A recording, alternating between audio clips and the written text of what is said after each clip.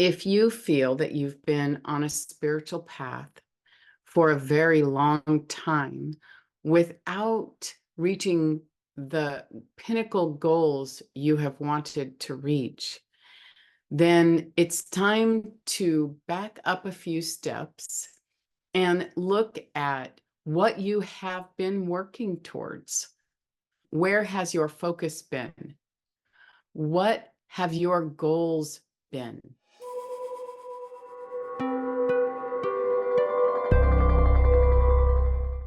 On a spiritual path, as I've said many times, often when we come to it, we're coming to it just because we're lost, or we want to feel better, or we want to sense a meaning and a purpose in life. And then as we go, if we want those very, very ecstatic and extensive results, we have to hone what we are focusing on as our goal. If on a spiritual path, we're focusing on earning more money, or being more stable, or getting in a relationship, we may reach those goals, but we may reach them and still feel troubled, lost, confused. We may still feel like, we didn't quite get what we wanted out of what we thought we wanted. We might just have a desire to be a healer. We might have a desire for attention, fame. We might have a desire just for more friends and community. And again, those ideas being our focus, what we're trying to achieve as our goal, each one of them will lead us, if we stay on a path and truly want to reach the states of inner peace and unconditional love that we talk about on a path, then you will end up continuing to feel let down, continuing to feel disappointed in your progress. I would like for all of us to get super clear. What is a spiritual path? What are the goals? And how can we make those goals meaningful to us in such a way that they leap up and become alive in our consciousness as a part of our daily routine and thoughts, as something that is so present in our lives, we are able to use it continuously as our GPS, as our map that is guiding us to our goals. So let's go over those goals right now. And I'll try to discuss it in a way that makes sense, in such a way that you can make this information your own. The goals of a spiritual path are inner peace. Most people understand that inner peace feels almost unattainable.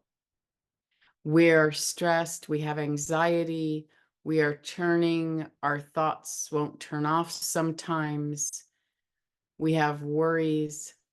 There is drama in our lives and in the world. So how can inner peace, us finding a place inside of us that is completely calm, is that possible? 2, a sense of wholeness. This one is meaningful to some people, but not others. For the people that it is meaningful to, it's an important one to add. just a sense that I'm okay and this is all working. And 3, inner strength. The sense and feeling that we're capable, that we're connected to something bigger than us that we can tap into at any time and align ourselves with in such a way that that strength allows us to move through any emotion, any thought process, any life experience that we feel is challenging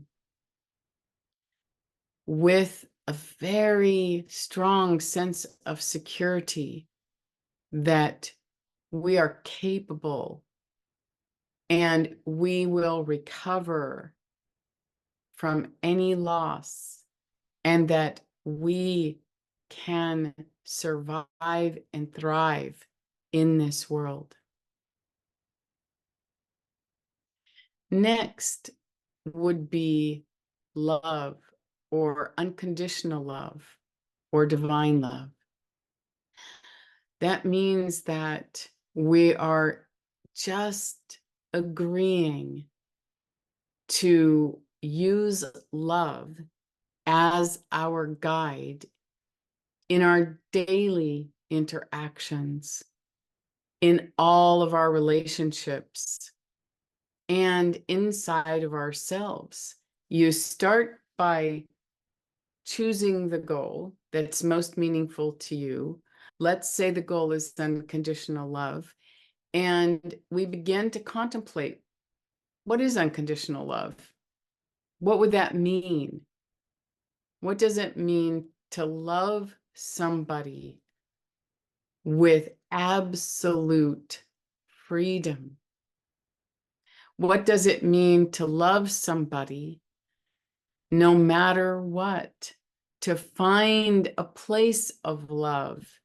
Let's say that we can't love someone, but can we still come back into ourselves and use love as a guide, giving us our next steps in how to resolve conflict inside of us and outside of us?